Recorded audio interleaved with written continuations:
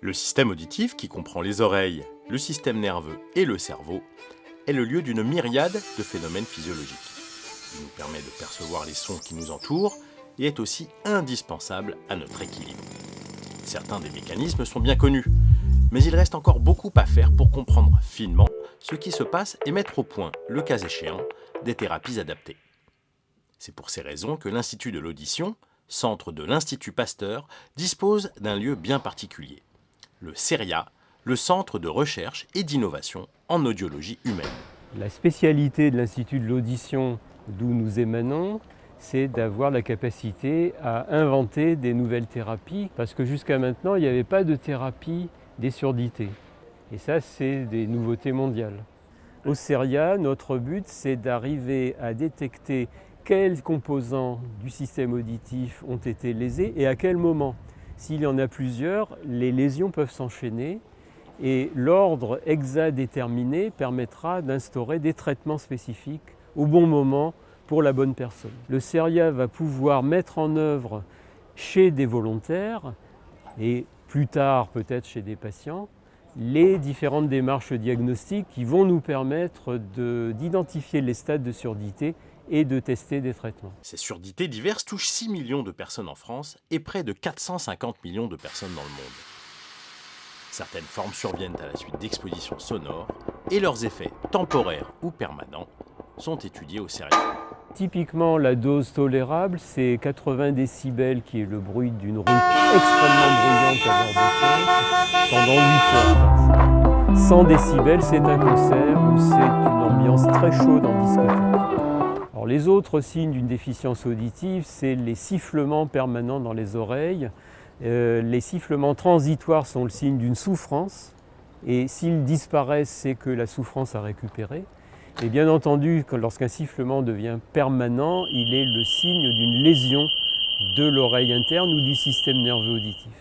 Le CERIA accueille des volontaires avec ou sans symptômes auditifs, recrutés en fonction des protocoles de recherche en cours.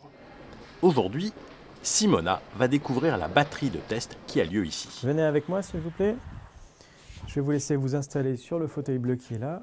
Ce qu'on fait au CERIA, c'est vraiment déterminer quelles cellules ne fonctionnent pas dans l'audition pour derrière aller chercher la bonne thérapie à appliquer sur des sujets qu'on aura bien caractérisés en amont. En fonction de ce qu'on envoie comme son, on est capable de discriminer quelle cellule a codé ce son, quelle cellule a envoyé l'information sur le nerf auditif. Alors, ce qu'il faut bien comprendre, c'est que les pathologies de l'audition, on sait qu'en fait, elles sont associées à un continuum de pathologies du neurodéveloppement.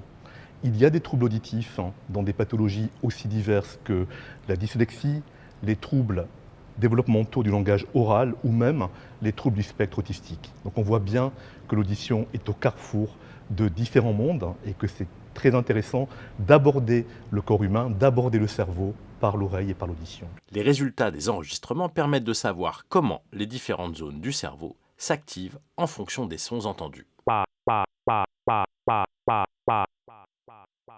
Mais ce n'est pas tout, car les atteintes du système auditif peuvent prendre encore d'autres formes. Alors madame, on va enregistrer maintenant les mouvements oculaires qu'on va obtenir en réponse aux mouvements de votre tête et de votre corps sur ce fauteuil, d'accord ? Voilà. Le vestibule, c'est un détecteur de mouvement, c'est un gyroscope qui permet de détecter les mouvements qu'on fait avec notre tête. Dans cet os de la base du crâne, une petite boîte osseuse qui est l'oreille interne que je vous montre ici. Et qui a donc deux parties, ce qui s'occupe de l'audition et ce vestibule en question qui va être un détecteur de mouvement. Alors là, on va enregistrer les mouvements oculaires pendant qu'on fait tourner la chaise, c'est-à-dire on fait tourner la tête et on fait tourner le vestibule. Vous voyez ici, on est en train d'enregistrer les mouvements de ses yeux. Si on n'a plus de vestibule, on ne peut plus tenir debout, on ne peut plus marcher, on ne peut plus rien faire. Qu'il s'agisse d'équilibre ou d'audition, quand les pathologies ont une origine génétique, il est possible de connaître précisément l'origine de la maladie.